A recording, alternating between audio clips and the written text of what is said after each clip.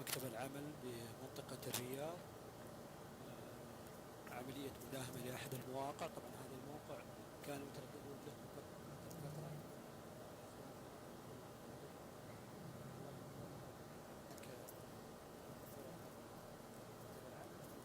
أو يخرج من المحل، إلا أن فرق التفتيش بمكتب العمل بمنطقة الرياض نفذوا عملية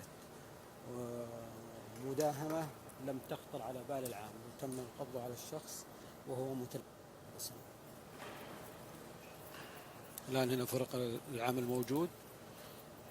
طبعا تم توثيق الحادثة عبر التسجيل.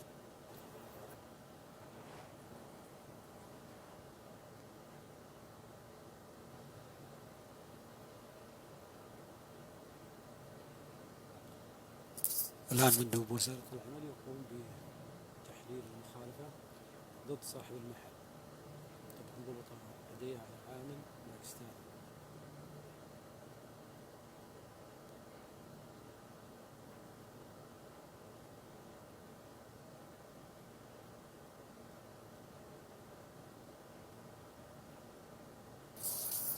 رصد فرق مكتب العمل بمنطقة الرياض أحد المواقع. طبعا هرب العامل اللي كان يعمل في المحل، وتم الآن تصوير المحل وجاري استدعاء صاحب المحل. طبعا كما تلاحظون فرق العمل لهم جهود كبيرة جدا في محل اتصالات بمرسلات بالرياض. طبعا يلاحقون العمالة التي أو العمالة الوافدة التي تعمل بمحلات الاتصالات 100%. هناك توطين 100%، لأنه يوجد هناك بعض المحال التجارية للأسف الشديد يقوم بتشغيل بعض العمالة الوافدة في المحلات، إلا أن مكتب العمل يقوم بجهود جبارة. احنا اليوم معاهم كما تلاحظون. هناك جولات على عدد من المواقع. تم طبعا ضبط العديد من أو موقعين عفوا. موقع ضبط في كمين محكم، والموقع الآخر لحظة مشاهدته لفرق البحث طبعا هرب.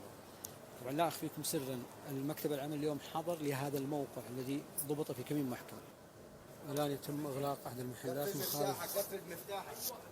طبعا ضبط أحد العمالة يعمل، هو أحد الوافدين يعمل بهذا الموقع.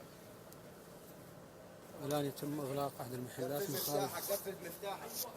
طبعا الآن تم إغلاق الموقع الثالث وفق ما تشاهدون الآن من قبل إدارة السوق، بعد أن أصدرت فرق التفتيش بمكتب العمل بمنطقة الرياض مخالفة ضد صاحب المحل. طبعا هذا المحل كان يعمل به مقيم. طبعا هرب لحظة مشاهدة فرق